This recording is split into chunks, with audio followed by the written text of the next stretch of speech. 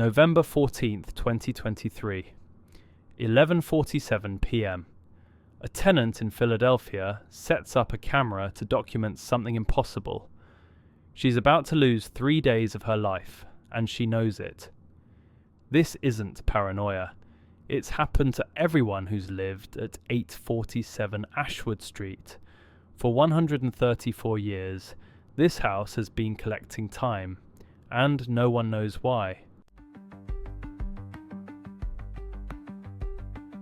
The first documented case was Margaret Hartwell, November 1889. She was a seamstress who rented the second-floor parlour. Her diary entries are preserved at the Philadelphia Historical Society. November 12th. The house feels different tonight. The clocks have all stopped at different times. November 13th. I don't remember yesterday. My sewing is finished, but I have no memory of completing it. November the 14th. 3 days. I've lost 3 days. The mirror showed me working, moving, living, but I wasn't there. 1923. Thomas Brennan, a jazz musician, writes to his brother, "It's always November the 12th through 14th. I asked the landlord about previous tenants. He went pale and asked me to leave." 1957. Catherine Zhang, a schoolteacher, files a police report. They dismiss her. 1981. Robert Martinez documents it on a tape recorder. The tape survives, but it only captures silence during those 3 days, even though the reels kept turning. 2008. Digital cameras. Same result. The devices run, the timestamps advance, but the footage shows empty rooms, even when tenants swear they never left. In 2019, a paranormal researcher named Dr. Elena Voss got permission to investigate. She installed sensors, EMF detectors, temperature gauges. She interviewed every living former tenant she could find, 17 people spanning 4 decades. They all described the same sensation: awareness without presence. "Like watching yourself through thick glass," one said. "Like being a passenger in your own body," said another. Dr. Voss discovered something in the city archives. In November 1889, 3 days before Margaret Hartwell's first entry, there was a fire in the house. 1 person died, a clockmaker named Isaiah Thorne. He was found in the basement, surrounded by broken timepieces, all stopped at different hours. Dr. Voss got access to the basement. Behind a brick wall installed in 1890, 1 week after the fire, she found Thorne's workshop, still intact. Dozens of clocks, all frozen at different times. But one clock was different. A tall grandfather clock in the corner, its face showing not 12 hours but 14. 2 extra hours marked between November 12th and 15th. The pendulum was still swinging in 2019, 130 years after Thorne's death.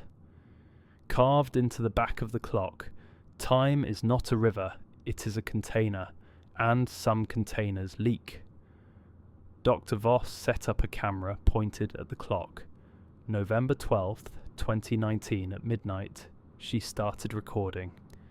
The footage shows her entering the basement, then 3 seconds of static, then her leaving, looking shaken, 3 days later. She has no memory of those 3 days. But when she reviewed the footage, in those 3 seconds of static, you can hear something. A clock chiming 14 times. Which brings us back to November 2023. The current tenant, Sarah Chen, knows all of this. She read Dr. Voss's research. She chose to stay because she wants to understand what happens in those 3 days. Her camera rolls. 11:47 p.m. becomes 11:48, then 11:49. Then her footage cuts, 3 seconds of static. When it resumes, it's November 15th, 12:01 a.m. Sarah is sitting in the same chair. But on the table in front of her, there's something that wasn't there before. A piece of paper covered in handwriting. Her handwriting. It says, "I'm still in there. We all are. The house doesn't take time. It stores it. And Isaiah Thorne has been collecting us moment by moment for 134 years." Sarah Chen moved out in December 2023. She won't discuss what she remembers or doesn't remember. Dr. Voss's research was never published. The house at 847 Ashwood Street still stands. It's been converted to short-term rentals. The current listing says historic Victorian charm, available year-round, except November 12th through 14th, reserved for maintenance. But here's what keeps me awake. Isaiah Thorne was a clockmaker who believed time could be contained. The grandfather clock chimes 14 times. 14 times for hours that don't exist. For time that's been collected, not destroyed.